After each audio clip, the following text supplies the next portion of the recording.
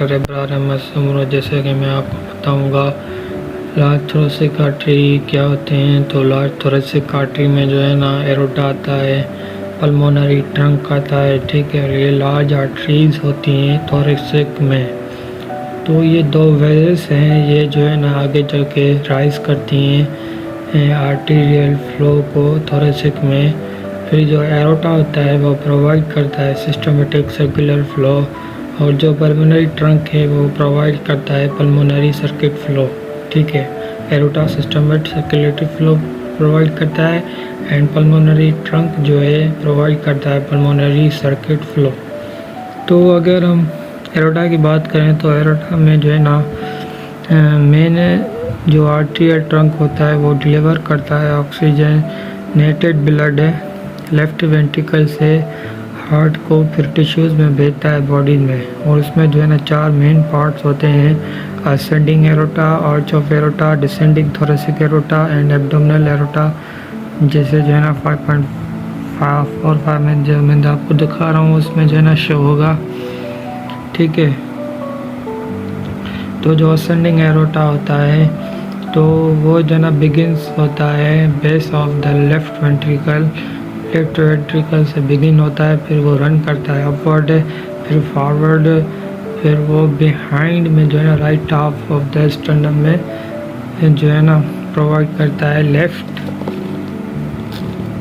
External angle, जहाँ जो है कंटिन्यूस जो है ना आर्च ऑफ एरोटा जो है ना जिसे असेंडिंग एरोटा बोलते हैं वो फाइब्रस पेरिकार्डियम में जो है ना होता है इन मिडल मीडियस्टेनम, और वो जो होता है ना इंक्लोज्ड होता है पल्मोनरी ट्रंक में। फिर जो शीट होती है जिसे सिरस बोलते हैं, शीट ऑफ सिरस, वो इंक्लोज होती है पल्मोनरी ट्रंक में। और पल्मोनरी ट्रंक में जो है ना शीट जो है सिरस पेरिकार्डियम में, फिर जो है ना जो रूट होती है वो पासेस होती है, फिर वो 3 बल्जेस बनाती हैं जिसे साइनस ऑफ एरोटा बोलते हैं, और उसके बिहाइंड में एरोटिक वॉल कस्प बनता है, ठीक है। जो ब्रांचेस है जैसे कोरोनरी आर्टरीज उसकी ब्रांचेस आ गई, तो ये जो है पहली ब्रांचेस है एरोटा की। फिर राइट कोरोनरी आर्टरी जो है ना राइज करती है, राइज होके जो है ना राइट एरोटिक साइनस बनाती है। फिर लेफ़्ट कोरोनरी आर्टरी जो है ना वो अराइज होके लेफ़्ट एरोटिक साइनस में होती है अराइज। और फर्दर जो कोर्स है दीज आर्टरीज का वो डिस्क्राइब होता है, ठीक है, अर्लियर चैप्टर में जैसे बताया था हार्ट में। तो एरोटिक आर्च का बात करें तो जो एरोटिक ऑफ द आर्च है वो जो है ना एक कंटिन्यूस असेंडिंग होता है एरोटा, और ये जो होता है सुपीरियर होता है मीडियस्टेनम में, और बिहाइंड है मेन्यूब्रम स्टर्ना, और ये आर्चेस बनाती हैं अपवर्ड बैकवर्ड, ठीक है। फिर left in front of the trachea, इसकी जो मेन डायरेक्शन है वो बैकवर्ड होती है। अगर ये हम देखें तो ये पास डाउनवर्ड होती है लेफ़्ट ट्रकिया में। फिर जो लेवल आती है एक्सटर्नल एंगल की, फिर ये जो है ना कंटिन्यूस जो है ना होती है डिसेंडिंग एरोटा में। अगर हम इसकी ब्रांचेस की बात करें तो ब्रांच आर्च ऑफ एरोटा जो है ना वो 3 मेजर आर्टरीज देता है सुपीरियर, ठीक है, कॉन्वेक्स सरफेस में, जिसे ब्रैकियोसेफेलिक आर्टरी बोलते हैं, ठीक है। ब्रैकियोसेफेलिक आर्टरी हो गया, लेफ़्ट कॉमन कैरोटिड आर्टरी हो गया, या लेफ़्ट सब क्लेवियन आर्टरी आ गया। तो जो फर्स्ट ब्रांच होती है ब्रैकियोसेफेलिक आर्टरी की वो पासेस करती है अपवर्ड, फिर जो है ना राइट ट्रेकिया में, फिर डिवाइड होती है राइट जे सब क्लेवियन में। तो जो राइट कॉमन कैरोटिड आर्टरी है वो होती है बिहाइंड स्टेनोक्लेविकुलर। तो जो सेकंड ब्रांच होती है लेफ़्ट कॉमन कैरोटिड आर्टरी की वो लेफ़्ट साइड से अराइज होती है ब्रैकियोसेफेलिक आर्टरी से, फिर वो जो है ना ट्रांस करती है अपवर्ड, फिर लेफ़्ट साइड ट्रकिया के, फिर एंटर होती है नेक में, फिर behind of the left sternoclavicular joint. जो थर्ड ब्रांच होती है लेफ्ट सबक्लेवियन आर्टरी की, वो वाराइज होती है एरोटिक आर्ट से। फिर जो है behind the left common carotid artery, फिर ये जो है ना रन्स करती है upward left side of the trachea, फिर एसोफेगस, फिर एंटर होती है रूट ऑफ द नेक, फिर ये आर्चेस बनाती है apex of the left lung and continuous होती है लेफ्ट अपर लिम्ब में। जो डिसेंडिंग थोरेसिक एरोटा है वो जो है ना पोस्टीरियरली मीडियस्टम में होता है और ये कंटिन्यूसली आर्च ऑफ एरोटा से जो है ना left side of the lower border of the body में होता है फोर्थ थोरेसिक वर्टिब्रा में, जैसे अपोजिट द स्टर्नर एंगल। फिर ये जो है ना रन करता है, ठीक है, downward inclining forward and medially reach करता है इंटीरियर सरफेस के वर्टिब्रल कॉलम में। तो इसकी जो लेवल है 12th थोरेसिक वर्टिब्रा का, ठीक है। फिर ये पासेज होती है बिहाइंड डायफ्राम में पास होती है थ्रू द एरोटिक ओपनिंग में मिड लाइन में।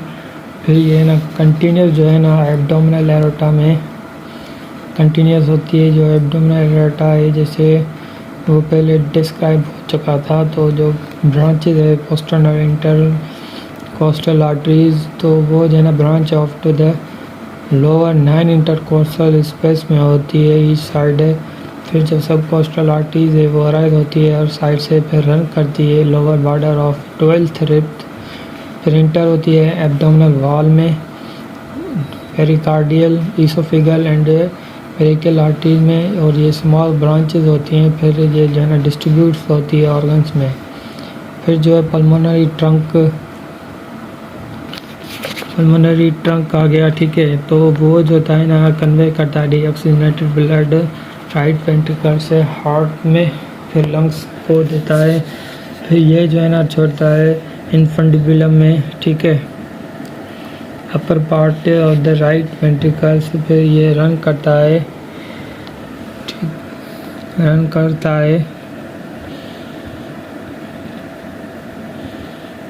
ठीक है। और ये जो है ना 2 and 5 सेंटीमीटर होता है और लॉन्ग टर्मिनेट होता है कॉन्केविटी एरोटिक आर्च बनाता है। फिर डिवाइड होता है right and left pulmonary arteries में, ठीक है। और ये जो होता है ना मीडियस्टेनम, फिर ये एक दूसरे के साथ असेंडिंग एरोटा में जो है ना इंक्लोज हो जाते हैं फाइब्रस पेरिकार्डियम में। फिर जो है ना sheet of the series pericardium, तो ये जो है ना ये ऐसे ना पास होती है और फिर यहाँ से अटैच होती है। फिर इसकी अगर हम ब्रांचेस देखें राइट पल्मोनरी आर्टरी की, वो जाती है राइट बिहाइंड असेंडिंग एरोटा, फिर सुपीरियर वेना कवा में, फिर इंटर होता है root of the right lung में।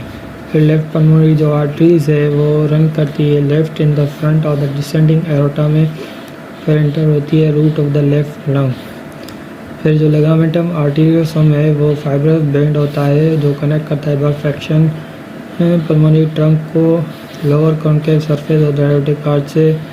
जो लिगामेंटम आर्टेरियोसम है वो जो है ना is the remnant ductus arteriosus which in the foetus में जो है ना कंडक्ट करता है ब्लड पल्मोनरी ट्रंक से एरोटा में, जैसे बाईपास करते हैं लंग्स में। तो लेफ्ट रिकरेंट लैरिंजियल नर्व जो होती है वो हुक्स होती है around the lower border of the ductus, फिर वो क्लोज होती है आफ्टर बर्थ, ठीक है। फिर हम इससे जो है ना रिमेंट पैटर्न करते हैं। फिर एरोटिक ब्लड जो है वो इंटर करता है पल्मोनरी सर्कुलेशन में। फिर surgical ligament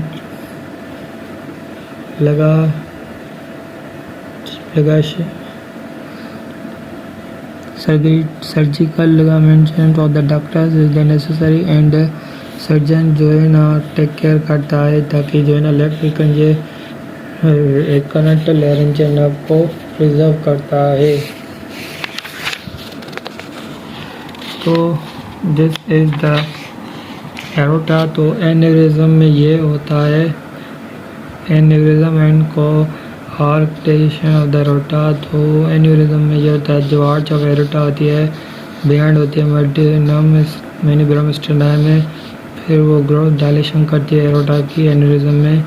show itself persist swelling होती है सुप्रास्टेनल नोड्स में जो को रेक्टेशन है ऑफ द एरोटा।